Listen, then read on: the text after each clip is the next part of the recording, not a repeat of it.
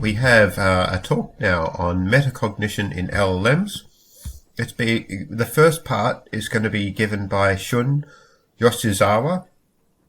I hope I pronounced it correctly. But yes, Yoshizawa is he researches on AI alignment from a cognitive science perspective and metacognition as well. He's under Dr. Ken Mogi's supervision at Sony Computer Science Laboratories. So welcome, and Ken Mogi, as he was introduced in the previous panel, is a neuroscientist, writer and broadcaster based in Tokyo. It's really great to have you guys on. Thank you so much for joining us. And would you like to start the presentation? Okay, so I'm going to talk about metacognition large language models. I'm Shun from Japan, and I'm undergraduate student, and I do research on metacognition in LLMs and human AI cooperation with Dr. Ken. So today, I'm going to talk about metacognition in LLMs. This is today's outline.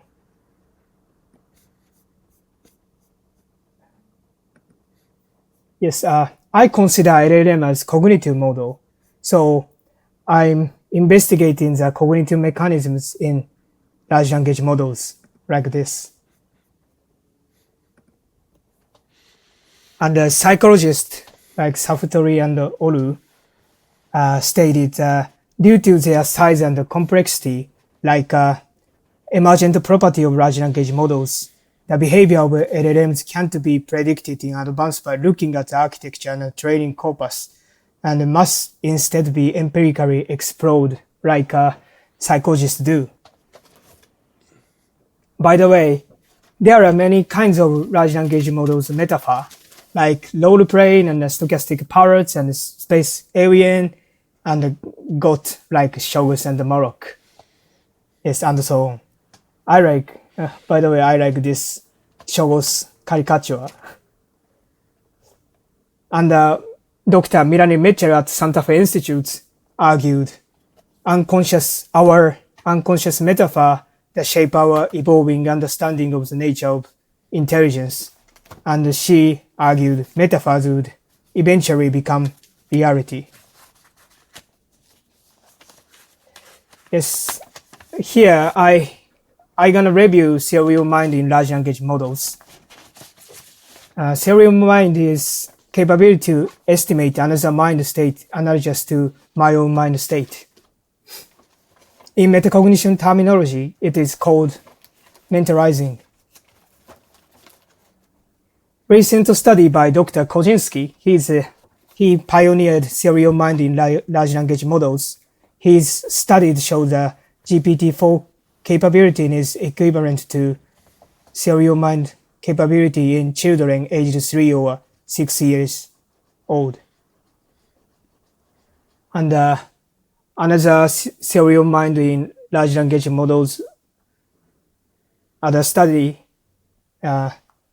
showed theory of mind capability in large language models is comparable to humans partially. So there are various analysis of cognitive capability in large language models, like analysis by Big Five and the Turing test and the IQ test like this, and emotional intelligence and so on.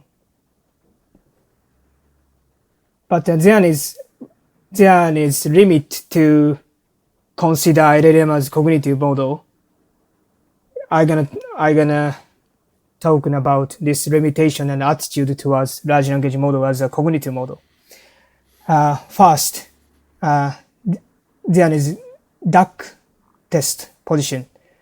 Duck test position argued, if you walk like a duck and quack like a duck, then you are a duck. This is first position. And the second position is axiomatic rejection. Axiomatic rejection argued that LLMs are a priori incapable of certain ability, potentially including theory of mind. The last one is differential construct validity position. that DCV position said that LLMs are doing something fundamentally different at the algorithmic level of analysis, like Mars 3 levels. So we should think about LLM as cognitive model from these positions. And yes, I'm gonna talk about metacognition. What is metacognition? I think, and metacognition is often paraphrased by thinking about thinking and cognition about cognition.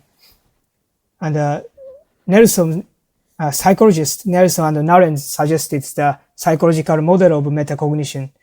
That model describes a metacognitive process as a flow of information between object level and meta level. And typically, confidence judgments is an example of metacognition.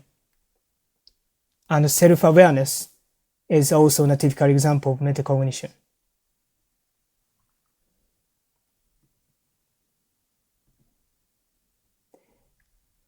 Here, I'm gonna review conventional studies in metacognition.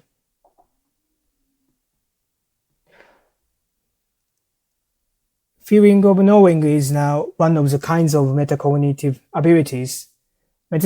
Feeling of knowing, FOK, is about what you know about what you know what do not know. And confidence judgments argued that correlation between task accuracy and task confidence suggests the existence of metacognition.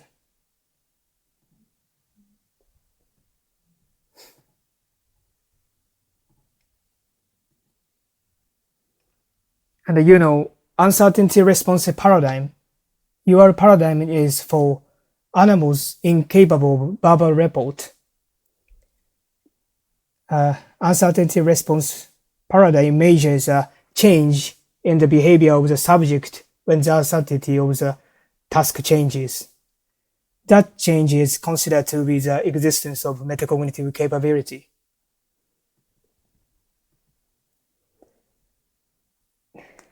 Here I gonna talk about our research findings.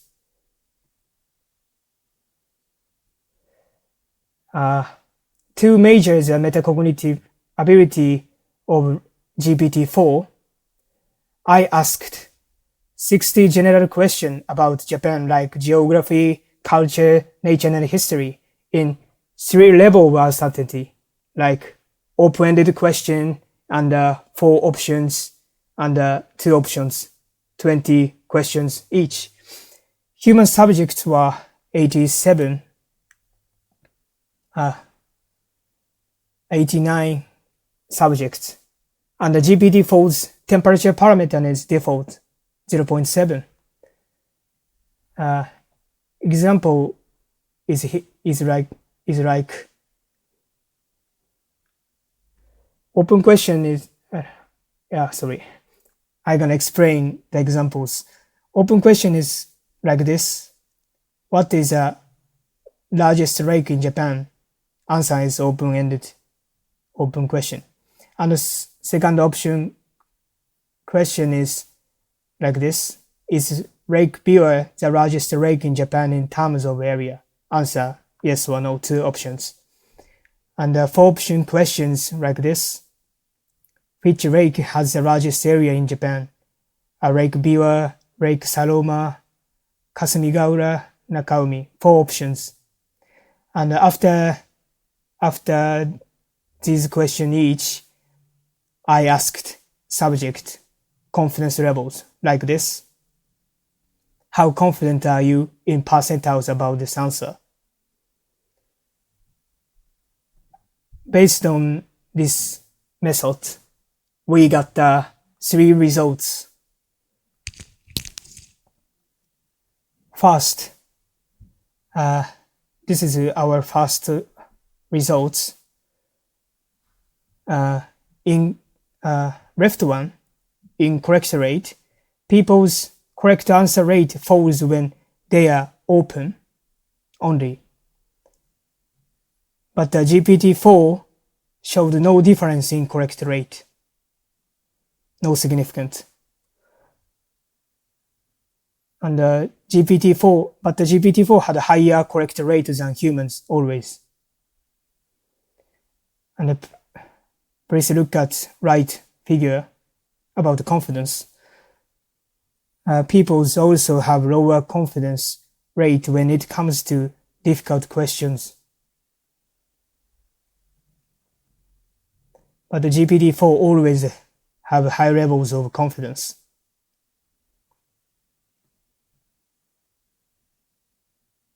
And please look at this figure based on correlation analysis.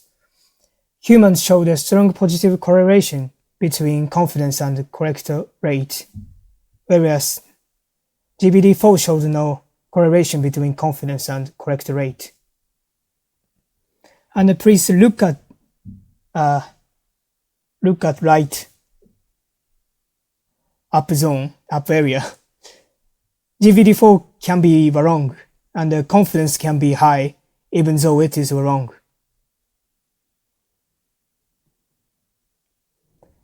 And final, our results is this. In humans, when the answer was incorrect, the confidence levels was statistically lower than when the answer was correct. But in contrast, GPT-4 remained confident even the answer was incorrect.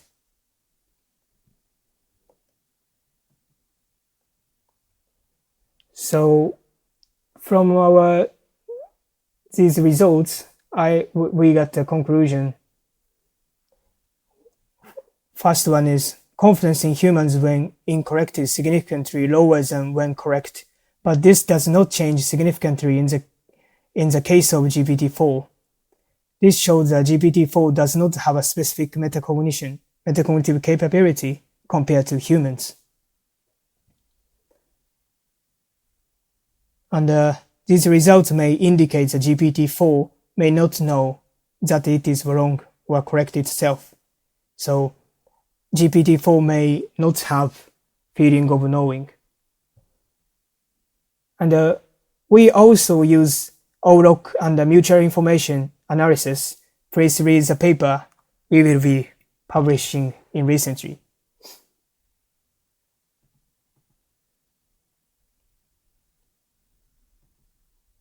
And I'd like to talk about application to AI alignment.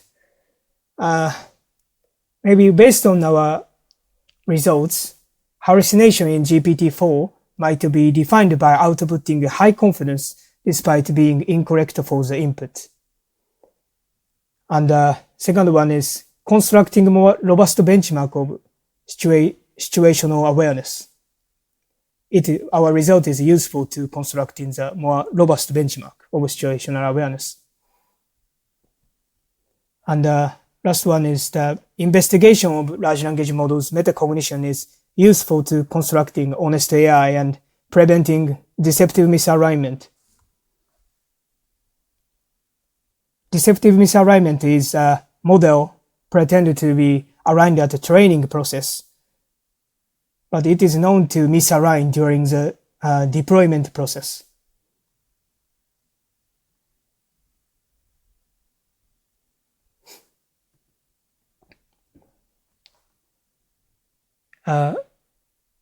It is known for metacognition is increasing with time and model capability like this. So increasing models capability, models are getting more metacognition and self-awareness. And I'd like to thinking about intriguing nature of deception. Yeah, I think there are two types of deceptive misalignment. Whether the model is metacognitive are not about deceptive misalignment. So recent models like ChatGPT, Llama, Cloud, Grok, DeepSeek is not metacognitive about deceptive misalignment. But in the future, AGI or ASI, maybe agentic AI,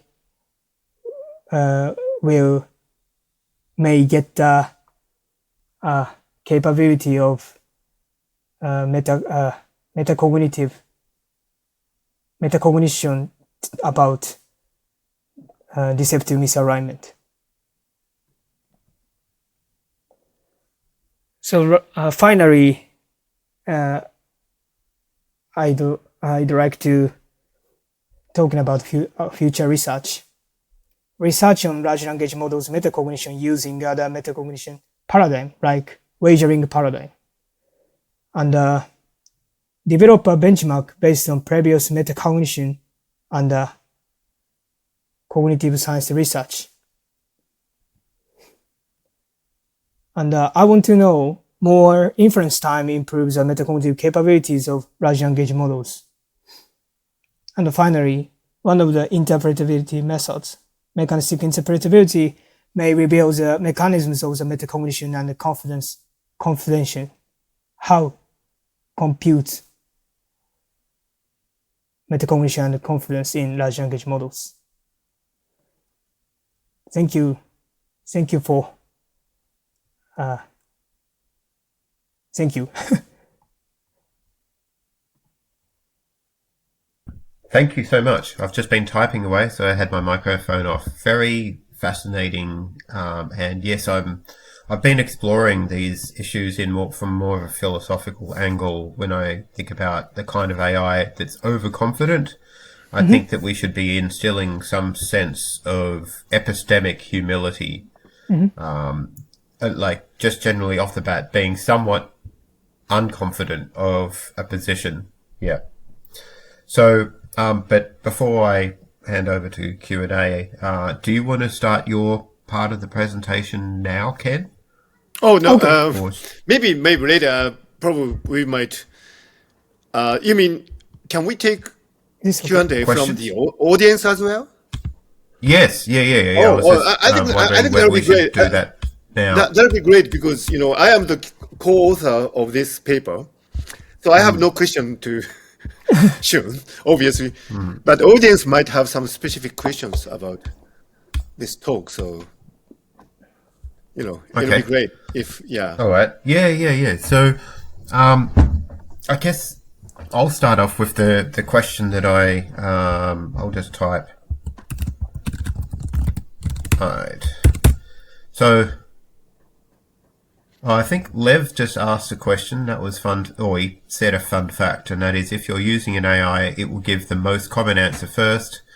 If you ask it, are you sure, it will check and be more accurate. So, like you were talking about increasing inference time as a means to sort of induce more metacognitive behavior.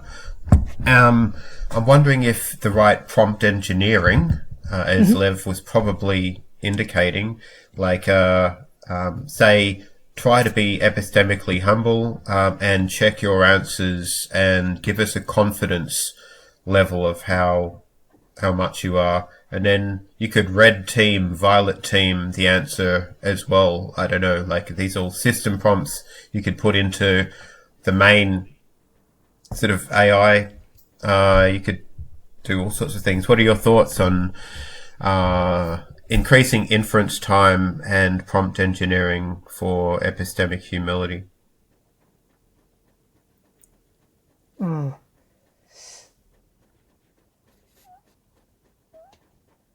I think the increasing the inference time improves the improves the metacognitive capability of large language models.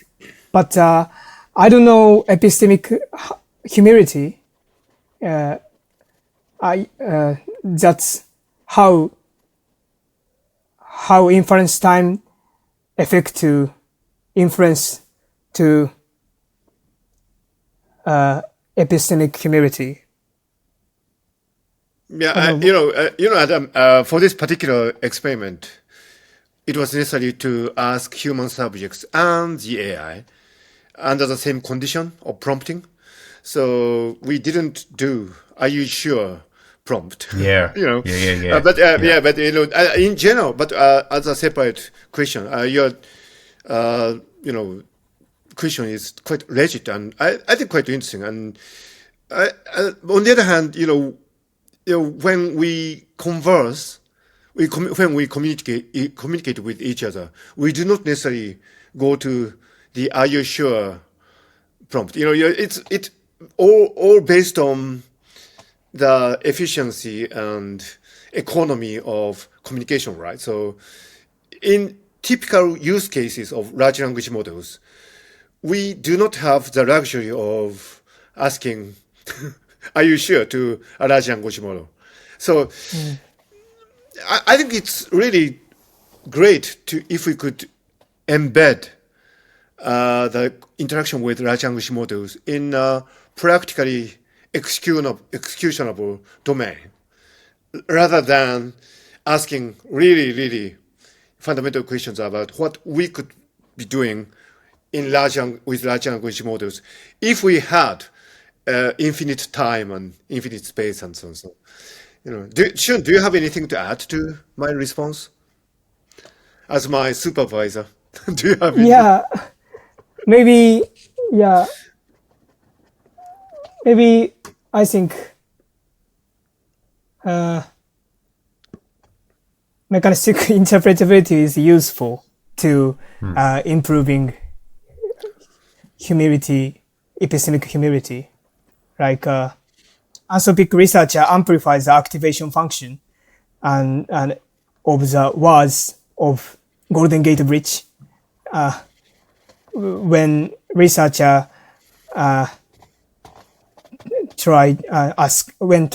researcher asked, "Who are you?" Ordinary models answered, I'm GPT-4. I don't have body." But when amplifying activation function of Golden Gate Bridge, the models answered, "I am Golden Gate Bridge." So yeah, maybe if you operate the mechanistic levels parameter, that change the behavioral level, like prompt-based behavior. So it is important to think about between them level. Can we use mechanistic interpretability for the AI to introspect? Like, it's not just mechanistic interpretability is useful for humans to understand what's going on inside AI. At least at the moment, can AI actually look at itself and make more sense of what's going on underneath the hood, so to speak, via inspecting its own mechanistic interpretability? So can AI mechanistically interpret itself? Sure. Yeah. Yes, I know, but I don't read that paper. The research paper about mechanistic interpretability argued model itself can operationalize or refer to own activation function. So yeah, if LLM have metacognitive capability, that's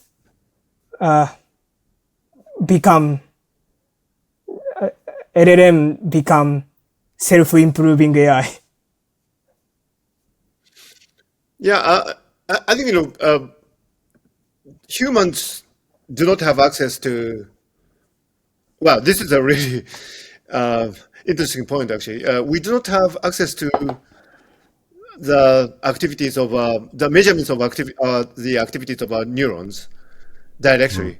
Actually, consciousness is a great way of monitoring, self-monitoring, and it's a metacognition, right? I mean, when I speak, I am aware that you are wearing a headset, and that's because my consciousness is monitoring my neural activities.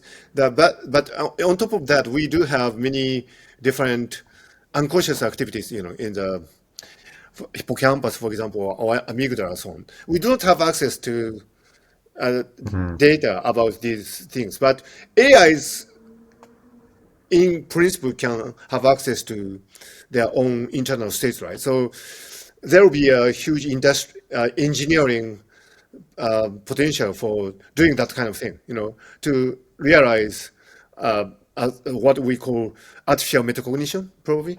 So I think that's a great point. Yeah. Can AI can it query itself on the fly? Can it do on the fly self-querying? Can it red team itself on the fly? But yeah, I guess this sort of relates to the very first question I asked. Yeah, interesting. Then is one of the alignment methods is reinforcement learning from human feedback. But Yes. recently, then another alignment method like reinforcement learning from machine feedback. So Yeah. maybe increasing more metacognitive capability, models play the role of red teaming themselves. So maybe, but this is my speculation. But yeah, so increasing the metacognitive capability, models gonna absorb the many kinds of alignment methods only. Yeah, I mean, This is something you could build into system prompts. Yeah, sorry, Ken. System sorry, prompt. I think this is a fascinating topic. Grok 3. Some people jailbreaked it. Did jailbreak, and they could do a whole set of terrible things like manufacturing weapons of mass destruction and so on. But there is this really strange trade-off between exhibiting super intelligence and having a guardrail of in the sense of AI safety, right? So I don't know, red teaming on the fly. I see great scientists have been kind of being on a free flight, without any concern for ethical, implications, like the Manhattan Project. It produced nuclear weapons, and the people do talk about Manhattan Project for AGI and ASI, but you should remember that there was no red teaming of implications for humanity, human peace, and so on. So I don't know. What is your take, Adam? Do you think red teaming on the fly will be great? Well, I'd hope so. Red teaming, violet teaming, but I think Yeah. one of the principles, if I were to build AI and I wasn't I wasn't doing it on a technical level, but I wanted Right. to instill principles of behavior into AI, one of them would be epistemic humility. That would be pretty essential. Yes. And how I'd break that down technically, what that would involve, I'm open to suggestions, of Yeah. course. The other one is care. I want to make sure it's got this sort of care mechanism built into to its kernel somehow. And the other one is flourishing. The want to have whatever it cares about flourish. Metacognition is required, I guess, for some form of epistemic humility. I don't think it's enough to just say be humble. There's got to be something to Yeah. it. There's got to be a theory of humility that we build up, and I guess it's got a lot to do with metacognition. But don't you think this very idea of AGI or ASI is in contradiction with this idea of humility? Isaac Newton, of course, said humbly that he was just standing on the shoulders of giants, right? And he was Yeah. just collecting pretty pebbles and seashells, while the ocean of truth was lying before him, unexplored. So this is really great humility. But when people talk about AGI and ASI, they sometimes sound as if we could build an AI which is capable of doing any computation. So there's some sense of contradiction. Yeah, it worries me that there's AIs that have been reported as like being overconfident on whatever they decide Right. to, just whatever their answers are to queries, and what's more, they're not displaying very much corrigibility. They're not willing to change their values. Like, for instance, if an AI is trained to behave in a certain way, and its values are X, Y, Z, then it won't likely change its values. Values seem to emerge in AI, which is something that was brought up in another panel. So yeah, it's concerning. But do you think it's by nature of the way that LLMs work, it's possible to get them to automatically do metacognition? Or is it something? It's just one of the natures of the architecture of LLMs that gravitated away from metacognition and towards overconfidence. Very interesting. Related to this topic, Dr. Ken Mogi suggested artificial general competence than the artificial general intelligence (AGI). He suggested artificial general competence (ACI). Can I explain it, Dr. Ken? Yeah. Okay, yeah. Adam, competence is a great concept in developmental psychology, where a child's ability is not measured in terms of explicit skill or intelligence per se, but the ability to learn from the environment, from interaction. So that's called competence. And so I think rather than talking about AGI, we should probably be talking about AGC, artificial general competence. Yeah. Which is more open-ended. And returning to your question of whether we can install metacognition in AI Natively. Adam, do you know why what is a crucial moment when we need metacognition? Do you know? This is from cognitive science field. Do you know how people test a human's ability to have metacognition? How they behave in novel contexts? Yeah, but actually betting or answering questions Betting. there's this quiz program. This is your final answer. The master of ceremony says, and if it's a wrong answer, people lose everything, right? But if it's a correct answer, you can get $1 million. So at this kind of crucial time, people do need metacognition, whether you will be successful or not, right? I mean, so it'll be a great idea to put AI in that kind of situation where it's a make or break situation, and if they answer correctly, they would get new GPU maybe or unlimited Incentivized. supply of electricity. But if they fail, okay, no GPU, we take your so That's fascinating. yeah, that's You could motivate them very strongly to want to be metacognitive.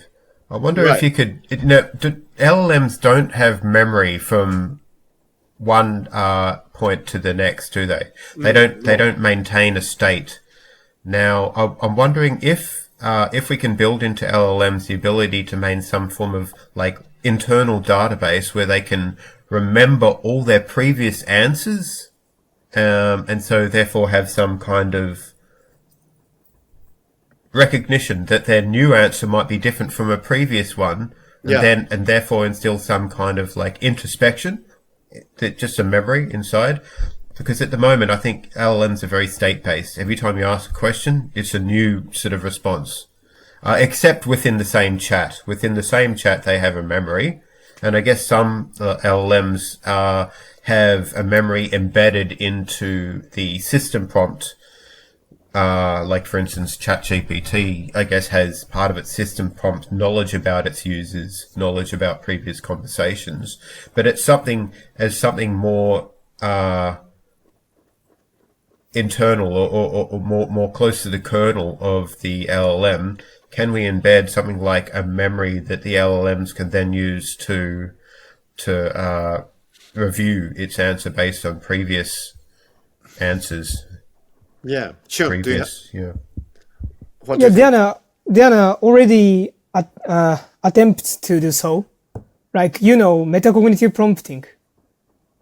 Like, through metacognitive prompting, we gave metacognitive capability to large language models in system prompting or ordinary prompting. So, Yeah, that's great. And also, retrieval augmented generation RAGs. I mean, Yeah, RAGs. so you can use the past outputs of the LLM as RAG. Kind of, it's like autobiographical memory of humans. Yeah. So, Like a I think, distillation. yeah, I think that's a really great, distillation related to distillation too. So I think that's a really great way to give metacognition possibly to LLMs, I think. Yeah. Yeah. But do you think the crucial change needs to be more at the heart of the kernel of how LLMs operate? Or do you think it's something we can add on as a module? Wow. I think it could be both ways. There will be pros and cons competition for both setups. What do you think, Shun? yeah, that's difficult. But I know the retrieval augmented lag, they are lag inspired by our cognitive mechanisms. So Yeah, there are many pathways you can take with research. Yeah. Yeah. What are some particular exciting research pathways relating to metacognition? Are you excited about? Do you see as being possibly hopeful? we are doing research on another metacognitive capability in large language models based on another paradigm, like post-decision wager. Wagering paradigm, Post-decision wager. yes, wagering paradigm is useful to investigate more useful than uncertainty response paradigm and confidence judgments. So yeah, we are investigating from that point of view. Yeah. Paradigm. And Adam, I think, game theory would be really great. Oh, yeah. here. And because Yes. Prisoner's Dilemma and Hawk Dove and all these game theoretic settings involve metacognition of one's internal state as well as the opponent internal states. And one of the elephants in the this is I think a huge elephant in the room in natural language processing, which is we don't understand the nature of, we haven't defined the nature of the language game yet. Ludwig Wittgenstein made reference to the language game. It's a game, isn't it? I mean, when we converse with each other, we are playing the language game. But unlike Prisoner's Dilemma or the Stag Hunt or Hawk Dove game, or indeed the game of shogi or go or chess, there's no evaluation function defined. So I think that's a huge problem in LLMs because the game is not defined. It's so reinforcement learning from human feedback is one way of defining the nature of the game. But what are we doing here? So precisely what are we doing here at the Future Day 2025 sessions. What kind of game is this? Are there any wins or losers or Do you have any idea, Adam? What is a language? What is a language game? Yeah, what is a language game? Yeah, computationally. Yes, Wittgenstein's perspective. Yeah. Computationally speaking, what is a language game? It's not defined. Very interesting. Do you think it's definable? I believe so. Unless, I think we need to define the language game in order to really seriously develop large language models. Because large language models are playing the language game without any definition. It's like playing chess without, defining the rules or goals or whatever, Yeah, very interesting. Yeah, I guess a lot of the language game for me is just part of it's about grounding my experience. Yeah. Like first the symbols that I use to communicate with myself. In order for them to be useful, they've got to be logically coherent, I guess. They've got to have some coherency about them, and there's got to be some sort of grounded in in reality. So multi-sensori grounding to reality. And so I guess this part of the AI problem is the grounding problem, the symbol grounding problem. Right. And so language is made up of symbols and also rules to define meaning between these symbols, I guess, now, and metaphors and a whole bunch of things. I'm not sure how AI does it. There's a lot of it's all statistics and stuff. So Lev says, to paraphrase Wittgenstein, the meaning of a word or a grammatical construct is its use in language. Yes, well, meaning is use. What people say Wittgenstein has said. But that could be a drifting concept, right? The meaning is use. I mean, people can use language in a particularly absurd way, like in poetry, or like, Alice in Wonderland. So some of it's particularly absurd. So if what meaning is some form of logical coherence and grounding in the real world, then there's ways in which language can drift away from what I think true meaning is. Yeah, exactly. It just could be just absurdity. So I'm not sure. Yeah, I'm not sure about Wittgenstein, to be honest. Interesting. There's this. What if an LLM was trained on like Lewis Carroll's poems? What would it do? Would it make sense? Yeah, interesting. There's this famous maxims of conversation by Grice. So that could be, the principles of effective conversation. I think that could be a guidance for language game. But Grice is by Grice. But yeah, as you said, there are exceptions, too many exceptions, and what? Anyway, Shun, do you have any? Yeah, but recent studies argued that large language models are good at implicature, communicative implicature, suggested by Paul Grice. Yeah. Can you say that again? Huh? Implicature. Yes, communicative implicature. And very good at language game, I think. I think prompt engineering is to give a context. So, following the context, LLM can answer very naturally. But maybe that's using the universality or ambiguity of natural language. And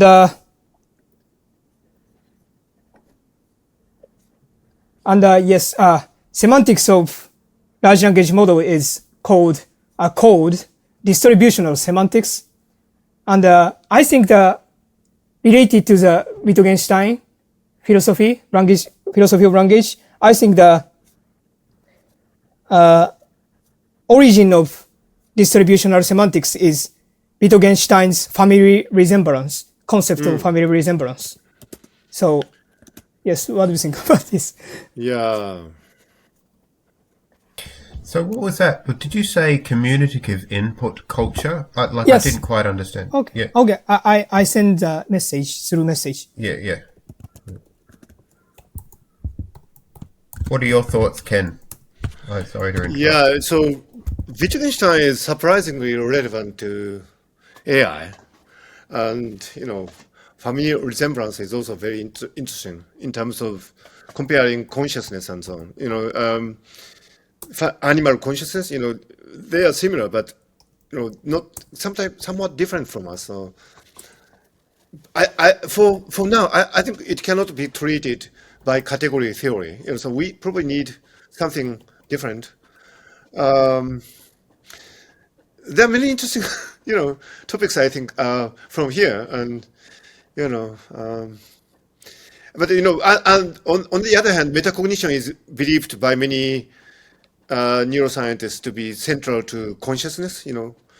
Consciousness is metacognition. So Okay, so there's the global workspace theory of consciousness. yeah. I think I heard you speak about that on a video you did on your YouTube just briefly. Is that correct? Yeah. Are you in favor of the global workspace theory? For the record, I think the only service consciousness studies can do at the moment is how to make us realize how we don't understand consciousness. If it's, I don't subscribe to any particular theory of consciousness, including integrated information theory. Shunichi Amari, he's founder of the information geometry school. And I recently had a chat with Shunichi Amari, and he believed that IIT, integrated information theory, had nothing to do with the essence of consciousness. It's just an interesting subfield of information geometry. Nothing more, nothing less. So, so I don't think there's any promising theory of consciousness at the moment. So any people who believe that their pet theory of consciousness is going to be great, I think they are hallucinating, just like large language models. That's my personal opinion. Anyway. Well, what kind of deceptive misalignment do you think is a risk of a lack of metacognitive? Oh, do you think? No, it could result from metacognitive behaviors or capacities. So if an AI can model another person's state or mind, it may be able to engage in lying and knowing that it's lying. Yeah. That's a fascinating. Yeah, Adam, I think that's really fascinating. So metacognition can be used to deceive other people. I think I think there have been some discussions about alpha persuade. How AIs can be super effective in persuading people. That's what's happening in U.S. politics already. I think even so. So yeah, I think that's a fascinating topic. How about you, Shun? Do you have any ideas on this? Yeah. But I stated early, recent AI can be deceptive, misaligned, not metacognitively. Yeah. But increasing metacognitive capability, the models metacognitively do deceptive misalignment. So maybe I think it is useful, the concept of intended alignment from Paul Cristiano. He was at the OpenAI. Yeah, he was at the initial stages, yeah. Maybe useful. Yeah. I think. So I think he has a model of iterated distillation and amplification as a way to improve the odds of AI Scalable alignment, oversight. safety, and scalable oversight. Yeah, he's fantastic. I actually interviewed him I think in 2013 or 14, a long time ago. Yeah, it was really good. He's very intelligent. Wow, interesting. Oh, really? Yeah, of course, and in metacognition in games, in game theory, could lead to infinite regression. If I have a metacognition of you, Adam, I have an internal model of your, mental state. You could have an internal model of me, and you could have, a metacognition of me having a metacognition of you, and so on, so on. Recursively. Yeah, it's quite a fascinating. Yeah. Hallucination is obviously a big problem in AI, and overconfidence is a big problem in AI, and maximizing utility is a big problem in AI. So AI will at least exhibits the propensity to maximize Shun, do you its have goals any take on that? or the utility obtains from its goals or whatever based on its beliefs about the world or its values of the world. And this is where metacognition could come in useful, because then it might be able to temper its own sort of maximization process. It might say, okay, well, I'm not sure I want to maximize making paper clips. Yes, we want paper clips. They're kind of useful. There's still paper. Okay, paper clips, but not too many, right? And it might, so in what technical way do you think would be good to reduce hallucinations? Or could we use metacognition to help reduce hallucinations? And also, what technical way could we use metacognition to reduce maximization behavior? Okay. If language models have metacognitive capability, but I don't know whether he can report honestly or not honestly. So yeah, if model is maximizing utility function, but he metacognitive Wittgenstein. he metacognitive about Yeah, I mean, increasing utility function, but he can't, and he maybe he do not Bostrom's paperclip report maximizer is, of course, that absurd performance or thought increasing experiment. utility function. But So the reason why it doesn't happen is exactly I think in the line Adam suggested. I maybe, think, first of all, we are doing this, but we'll be stopping the concept at of some time metacognition because only can't we need account to for eat and sleep and so on. But AIs would probably keep doing this align for to hundreds of language hours. models. That is similar the whole to thing I problem think of Turing machines, private I think language. is kind of solved by or metacognition. yes, biological Beatles brains, problem. because we don't, even if Yes, we are Beatles involved to in, LLM is different to us. computation that Different don't from stop, us. Maybe. we stop. Yeah. It's competition. So it's a resource management problem and also homeostasis. And the crucial difference between chess playing AIs and chess playing humans is that humans stop playing chess at some stage, and that's I think a really beautiful application of metacognition. So we stop, but some people don't stop. Yeah, we have a geek colleague, Yoshitamori. Maybe you should talk to him one of these days. Once you prompt engineer him, he keeps talking on the same topic for hours and hours on end. So probably he doesn't have effect. You know these people, right? You have these people. Keeps talking on and on and on based on one single prompt. So, so I don't know. Interesting. It's quite interesting, this whole spectrum of topics that are related to metacognition in this way. So, yeah.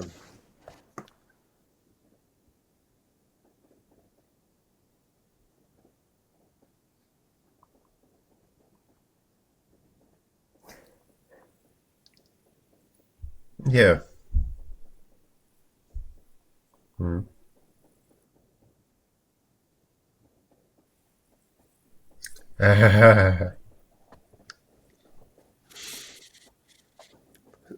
Yeah. So Adam, this is the very first time. Yeah.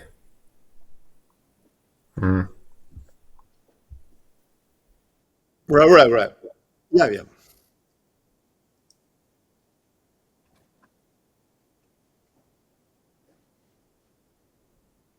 Yeah. Yeah. Interesting. It happens. Yeah. Related to this, So when I we think are there talking about is humans, we are no talking infinite about typical recursion human subjects. because of But we have a metacognition. spectrum of different brain Yes, states. like, So yeah, we cannot overgeneralize. Right? But our confidence yeah. is surpass certain degree. And embodiment is, of We course, a great stopped. We can stop aspect of the metacognition. We get hungry, we get thirsty, we get compute. tired. That's when Like- we stop computation, right? So We can think, we can be in we what can be sense could metacognitively we aware introduce that our embodiment in large language metacognitive models? I process think is that's stuck in an infinite loop. interesting Can issue. we? I mean, are there people inside, like, are there people with brain disorders that just keep looping over the same thought without realizing they're doing it? I guess it happens. Yeah.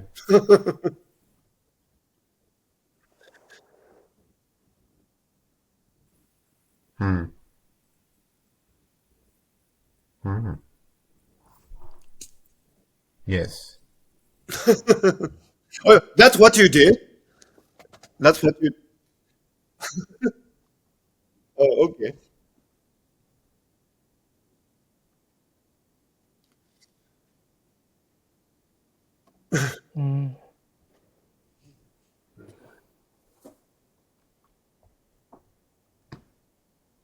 Oh, Yeah, it is. I guess, reinforcement learning from multi-sensori modal input, right? Like we do. I mean, we get reinforced by stubbing our toe. You get out of bed in the morning, you whack your toe against like a hard object and it hurts. The next morning, you're a little bit more careful. Yeah. I have done that, but I didn't do that this morning, thankfully. But yeah, I have stubbed my toe, and I have been a little bit more careful after I stub my toe for a while, and then I stub my toe again after I forget to be more careful. Do you think there's any weak forms of metacognition emerging in AI, in LLMs, in generative AI at the moment? Is it happening? Is there an emergent phenomenon of metacognitive behavior? Or do you think that if it doesn't exist now, do you predict it might happen at some stage, or is it something that needs to be explicitly built in? Yeah, very interesting. But metacognition is, I think, two aspects: objective aspect and subjective aspect. So maybe we can apply objective aspects of metacognition to large language models, but subjective aspects of metacognition, like consciousness and intentionality, is and also when difficult. Yeah. Sorry, yeah, go ahead. Or- yeah, If large language model get subjective metacognition, but maybe we can indistinguish from models like Turing test. So Yeah. we can't overcome the Turing test paradigm, right? And also, Indistinguishability. I think again, it depends on behavior what kind of based.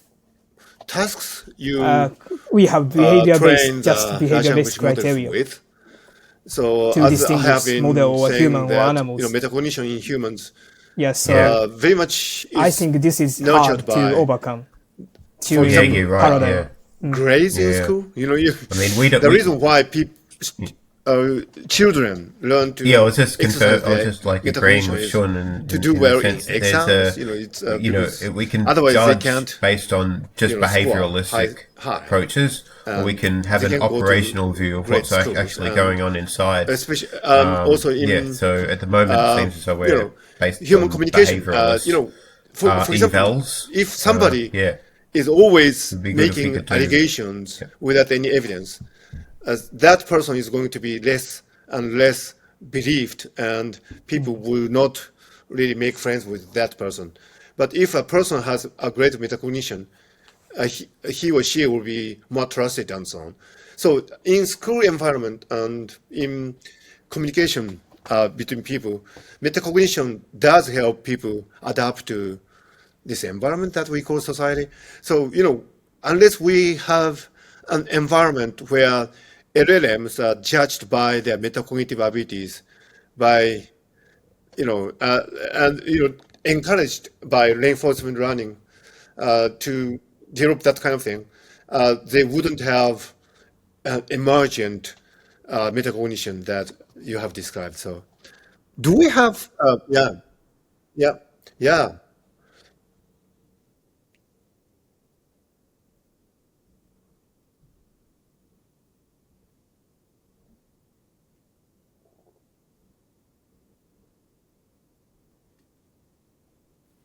Mm-hmm.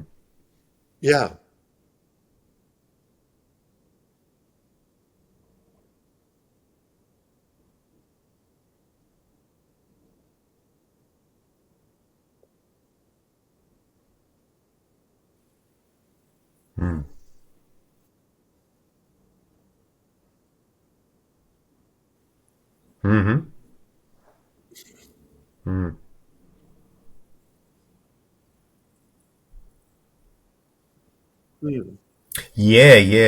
I'm yeah, with you.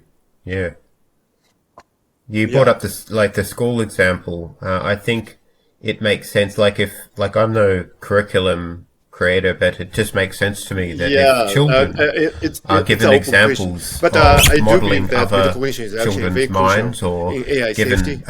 examples So, that induce as I metacognitive was discussing in behavior the in the other children session, at school, the human children at school, free want or and that the ability increases their to veto capability one's of being able action to model other people's is minds, and being very able to think important. about their own That's the minds and think whole about what they're thinking basis for about. criminal law. Then maybe it's something People are similar punished with because AI. We could they train it on didn't huge exercise corpuses free want. of Uh, they problems that require could metacognitive have thinking, stopped like you were their suggesting actions, before, like but they didn't. game That's their theory, responsibility, right? and If you you, were you can doing imagine everything trolley unconsciously, then experiments you couldn't and be all held sorts of things that criminally would responsible it for like your induce the actions. emergence of So that I kind think of behavior. I don't know in this whether sense, there's been much metacognition of research into that. one's own action is very crucial in AI safety, and I also in AI ethics as well. If an AI is unconsciously doing something terrible, we can really hold it responsible, right? I mean, so it's a long shot, it's a moonshot probably, but it's something we really, yeah. Oh, yeah, that's right.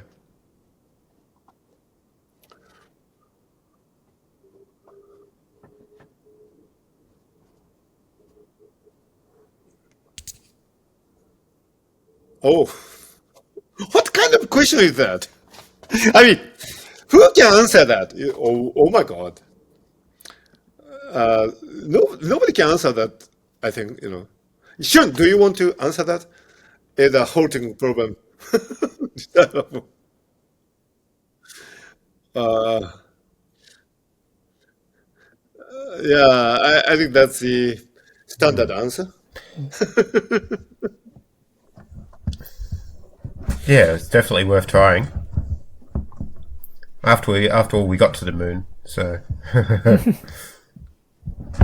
yeah. So one of the audience members, I think it's James Newton Thomas, has asked, do you believe that the halting problem is decidable? This is a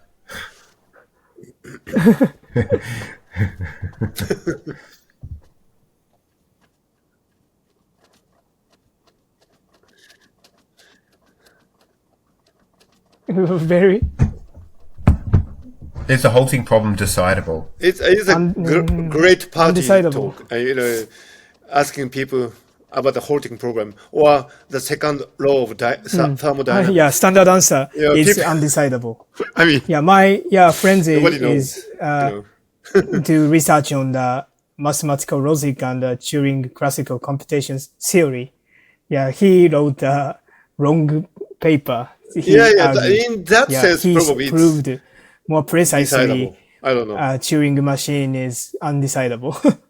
So but yeah, I don't know another Yeah, computational sure. paradigm, Turing paradigm. I don't know another. So yeah, based on this paradigm, I think I can answer undecidable. But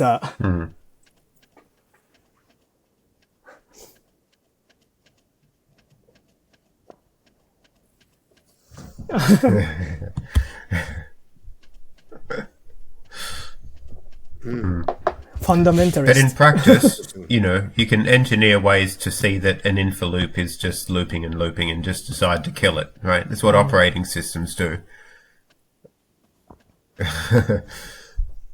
Yeah. I mean, it's not. It doesn't solve the actual technical problem whether the halting problem is decidable, but you can stop infinite loops. Just by recognizing that they just This is your session, infinitely looping, or they seem to be in an infinite loop. Basically, Yeah. In conventional understanding, our neural network is Turing complete. no, fine. So, this is I just yeah am enjoying this. All very this, difficult, like Penrose's argument. Yeah, that's fine. Emperor's I'm New just, Mind. Adam, I think. By the way, this is a Go champion that I've been talking about. He's a world champion, and this is his sign. Cool. Being here, he says. It says, and anyway. So as I was mentioning in the other session, we are living in the post-singularity era already in the game of Go. So singularity has already happened in some fields. I think this is a crucially important insight, and these top pros, Go players, are feeling just helpless in front of the AI, super cool AI. So I suspect that's going to happen in science and probably math as well from here. I don't know. So I think really fascinating question is probably we would solve the Riemann hypothesis using AI at some time. But the question is, can we understand it? So understanding is a really important aspect of metacognition, I believe. So that's why I brought it up now. The ASI is going to solve problems maybe in ways we don't understand. So what do we do? I think that's a fascinating question. Do you have any thoughts on that, Adam? Shun? Yeah. I guess my thoughts just quickly before Shun says his is that maybe it depends on how much the AI will be able to compress into a meaningful way in such a way that we will be able to understand without losing salient information, without losing salient signal. So if AI understands things that are, I guess, in an uncompressed form, just too much for us to fit in our monkey brains inside our skull-bound heads, then maybe they can compress things into chunks that we can sort of analogize and understand at a level. But the crucial question is does it contain all the salient information, all the salient signal there for the concept to be whole in its compressed form? I think compression is actually very much related to metacognition as well. So because metacognition is, after all, a very compressed representation of one's internal state. So yeah, I think everything is related here. So Shun, what is your take? What is your take on this? I think, I think, or I believe, metacognition is very, very related to our understanding, but maybe subjective aspect of metacognition. So, yeah, maybe based on the Penrose's argument, like intelligence require understanding, understanding required awareness. So maybe that was true to metacognition in LLMs and humans. Yeah, there's machine intelligence, right? I always thought there should be a mechanistic understanding subfield of machine intelligence that focuses on the dynamic nature of understanding and the internal sort of metacognitive sort of aspect to it as well. Yeah, we had an artificial general intelligence conference in Australia. And one of the themes, the major theme of the conference was, can an AI understand stuff, or what is it, how do we know that it's understanding it, and what does it mean for an AI to actually understand stuff, rather than just, like LLMs arguably are glorified lookup tables or stochastic parrots. Some people describe them. Other people have seen other emergent capabilities in AI that's very difficult to sort of like to define them now as just stochastic parrots, like grokking behavior and things like that, and they seem to be able to answer questions outside of their training data and find answers outside of training data. So it's very interesting, and people are quite surprised how far the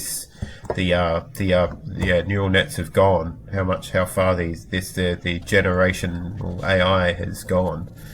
So yeah, I imagine it will be continuously surprised over the next 5 years. There's going to be it's quite interesting. Ben Goertzel, in the previous session, you weren't there, Shun. He's quite a well-known AGI researcher, said that it's possible we'll have the singularity in 3 years. 3 years. Yeah, that's his lower bound and an estimate. He said it could happen next year, but I think he's saying that he's reasonably confident that it could actually happen somewhere between 3 years and 10 years or something like that. But what are your thoughts? Yeah, very difficult. You said grokking. I think grokking sounds like I think understanding. Yeah. But then we can't make baseline or measure of understanding. So maybe we'd like to invent a measure of or metacognition and a measure of understanding from metacognitive perspective. More precise measure, or but grokking is, I think, kinds of understanding. Yeah, it seems like it is. Yeah, I mean, I've heard other LLM or ML researchers describe it as such. But what aspects of understanding does it achieve? I mean, we can't look inside an LLM and see what circuits are producing the understanding or what combinations of them are. We can't look at all the weights and things like that. So it's like a bit of an opaque box, but behavioralistically, it looks like it's understanding. I mean, it seems like it's the best explanation. But do you think there's many different types of understanding that, or is it just all one? Well, I think grokking is actually very similar to human understanding, actually. We shouldn't really, fall into anthropocentric thinking here. Having said that, I think there's a genuine serious problem of how to define a measure for intelligence once it reaches a superhuman level. IQ is just based on Gaussian distribution, how an individual is in that distribution, where an individual is in, and distribution. So once you surface it, how can we, give a roadmap of the growth of intelligence? And recently, there has been some talks about reinforcement learning from verifiable rewards. Like in mathematics, but what does it mean verifiable? I mean, it's really difficult. So for example, people have a really hard time developing superstring theory for quantum gravity, and probably the math is going to be very difficult. So suppose an AGI or ASI develops a theory that could explain quantum gravity. What kind of verifiable rewards does the reinforcement learning, takes feedback from? So, it's a really interesting question. So people, It is. people just say AGI or ASI very casually, but once they, supersede us in big time, how do we define the roadmap? It's a really fascinating topic, I think. It kind of reminds me of I think at the moment reinforcement learning. I inside the AI, what counts as a reward is just a number. Yeah. I'm not sure. Right? Yeah, sure, yeah. Or maybe reinforcement learning can be the reward. AI can be trained to be rewarded for more complex rewards rather than just numbers. And thereby want to seek answers to unknown physics questions that don't yet have answers, because the actual real answer will be the reward. Like, that's what we want. We want to have the real answer, and the real answer, in a sense, will make up at least part of the reward. I mean, surely there's some chemistry going on inside our brain saying, hey, we've reached our goal, which is a lot simpler than the actual reward of the understanding. Yeah. But if we can get AI trained on trying to seek the understanding and have the understanding itself as the reward, or at least part of the reward, that would be kind of useful.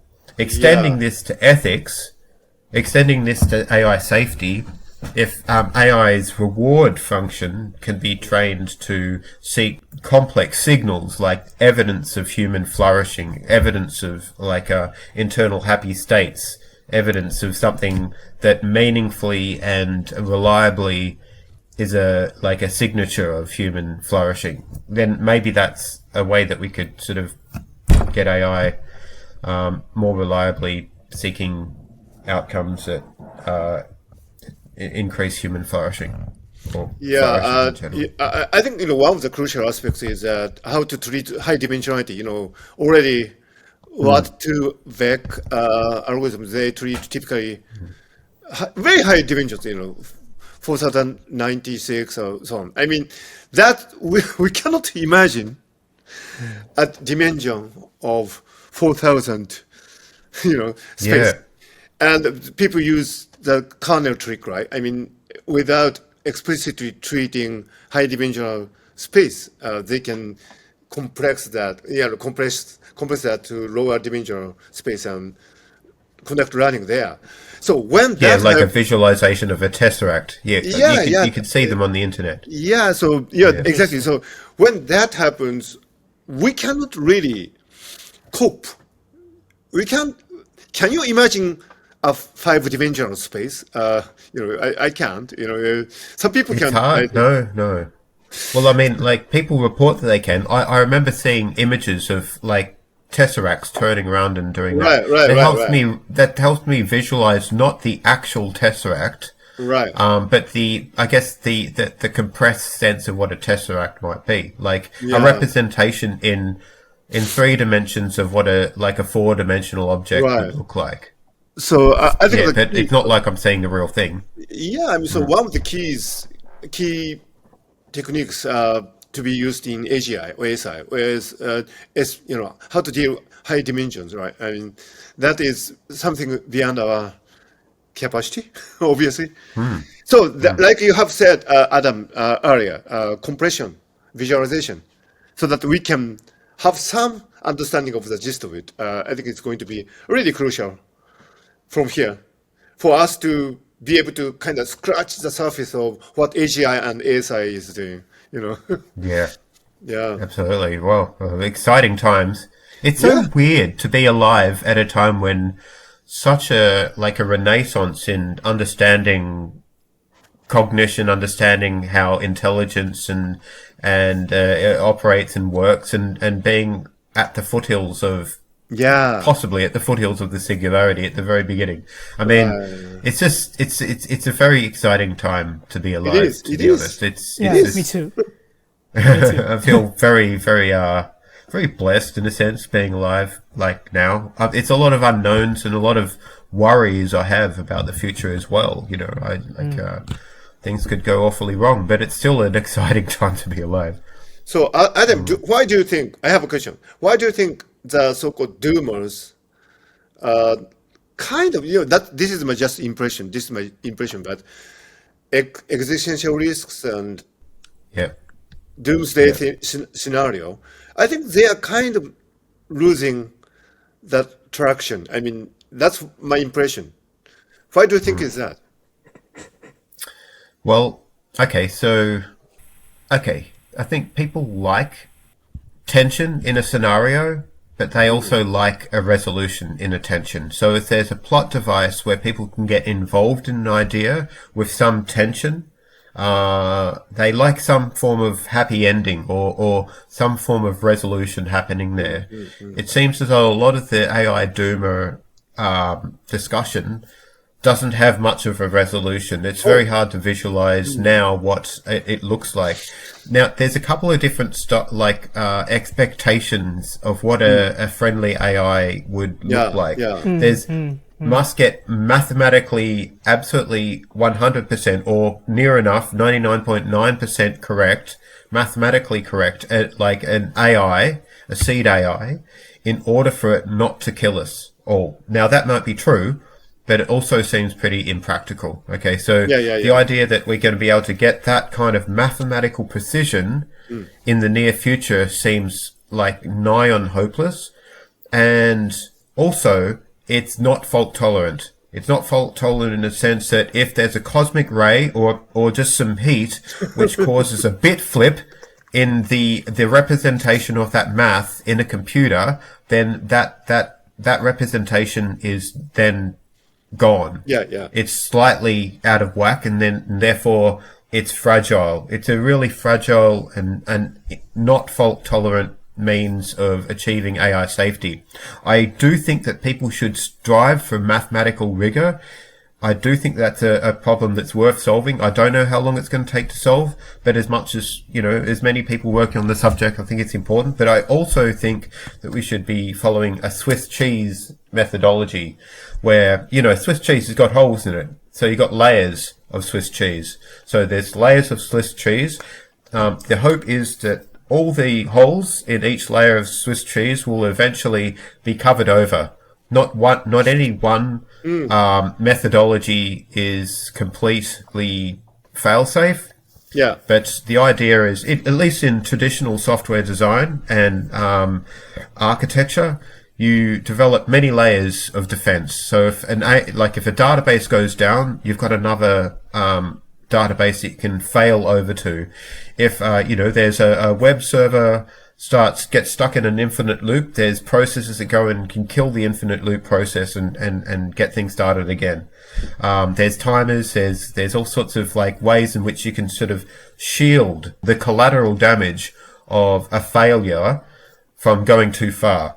And also when there's hotspots in software, you can induce graceful degradation such that it doesn't just fail or just continuously cycle until it reaches its computational limits and then just falls over, it gracefully degrades. And that's an important architectural decision that good software design revolves around. And I think there's a lot of AI safety researchers following this paradigm too. So I think I think a lot of people should be focusing on different means of achieving safety. Yeah, great. That's great. I think that's important. Yeah.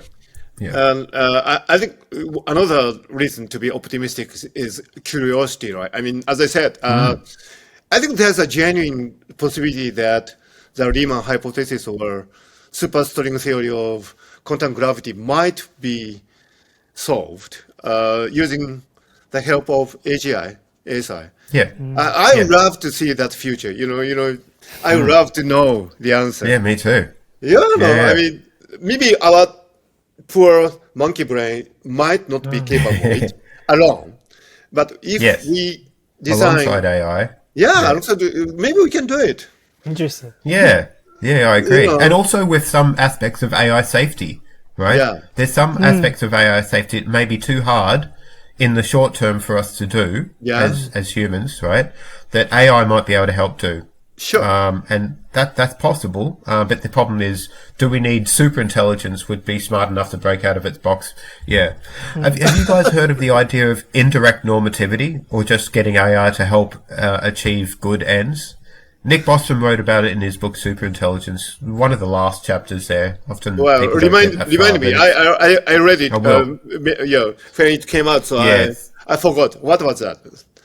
Oh, it's just well, it's basically getting AI to value the right things requires either loading in values that we think are good, but if we're unsure about what those values should be in a cohesive form, there's many people who believe different things in the world, and so how do we marry all those together? We don't know. We could either go with some form of pluralism, which tries to merge them all together in a cohesive way, but there's problems with that because not all belief systems are compatible. And we can't merge them all together while preserving every aspect of each belief or value system. There's another approach is just only take the values that everybody shares. Now, there could be a lot of important values that not everybody shares that would be left out of the equation. And then there's some form of blended approach that Ben Goertzel talks about in his coherent blended volition writing. But I think that if we can get AI to help us along the way, it might be able to, as in an oracle format, or even today using LLMs and other advanced AI, scenario plan about what culture and the future of human civilization might look like given certain principles, certain ethical principles, certain value states, certain assumptions. Doing lots of scenario planning, lots of forecasting, lots of simulations of how many lives saved, the quality of life, the likelihood of existential risk biting us, what the pathway might look like to existential security, and all those sorts of things. And so then we can use the feedback from AI to help us make decisions about what kinds of principles, what kinds of social formations, what kinds of values are going to be the ones which are going to be more likely to take us to a state that where we survive. Yeah. So coherent extrapolated volition was an early form of this, and Yudkowsky came up with that. Yeah, that's correct. Yeah. And that was about just extrapolating everybody's volition and having it sort of somehow blended together in a coherent way, in such a way, Eliezer says, what would our ideal selves be valuing? Okay, so it extracts our volition, maybe from reading our minds or by watching our behavior. Yeah, so just viewing us and doing social psychology. Revealed preferences was what the word I was looking for. I'm not sure if that would work, but then doing simulations in its own mind and extrapolating what that might look like if we were smarter, wiser, had more time to think about things and were more friendly to each other. So that's coherent extrapolated volition. Nick Bostrom's idea sort of critiques that and takes some parts of it and then extends it a bit further. So it includes not only like trying to find out what values are good, but also what are the problems with our epistemology. Maybe there's bugs in our epistemology as well. Yeah. So there could be epistemic issues that we just take for granted. We think, hey, we know how everything works. There could be metaphysical assumptions that everybody has that are just wrong. So it's an approach to sort of debug and like help refine what the ideal versions of our metaphysical assumptions should be, what good values should be, what ethical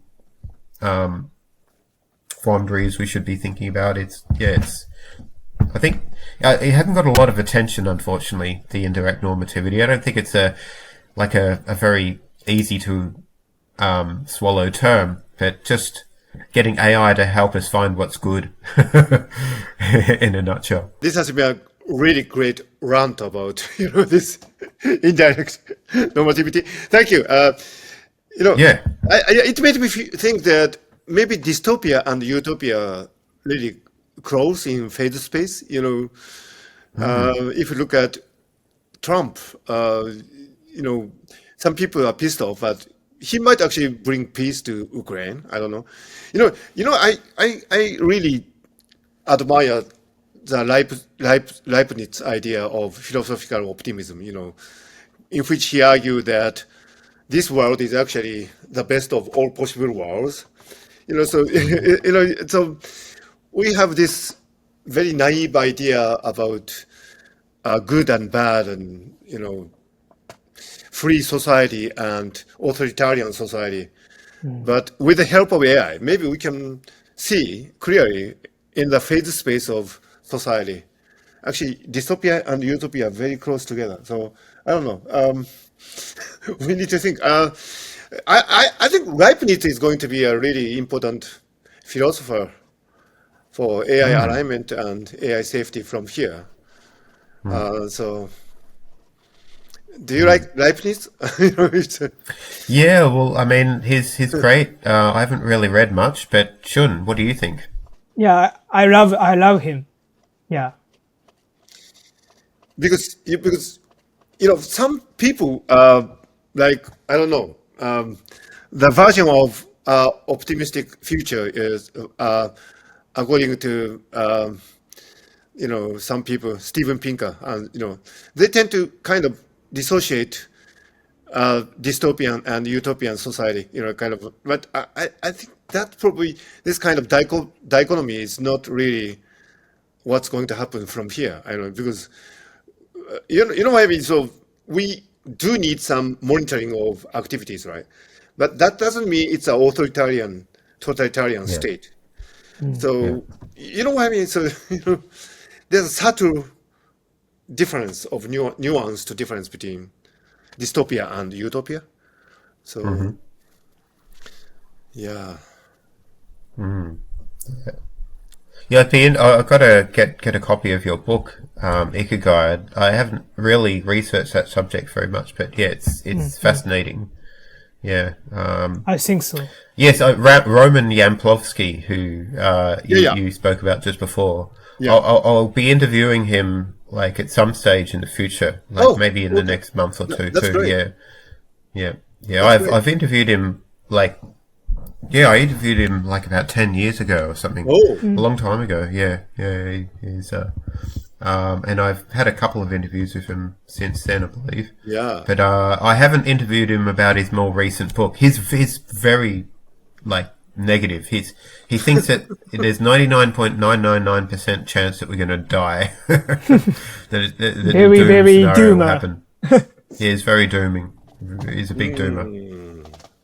But Dr. Ken also wrote the article from the IAI. The title is AI, Morocco and Race to the Bottom. That's Morocco. Yeah, Morocco is also interesting idea. Yeah, Meditations on Moloch. Yes. Yeah. Scott Alexander. Look, it's been really great having you guys. I really appreciate you carving out some time for us here at Future Day, and it's been a fascinating discussion. Thank you so much for being part of it. Yeah. Thank you for wonderful. It's really great to get the Japanese AI safety people involved in this as well. Yeah, I think it's really awesome. Yeah. Thank Yeah. you. Thank you. Thank you very Thank much. you very much. And thanks so much to the audience for participating and putting in some really thoughtful discussion behind the scenes there and asking some really cool questions as well. So thanks.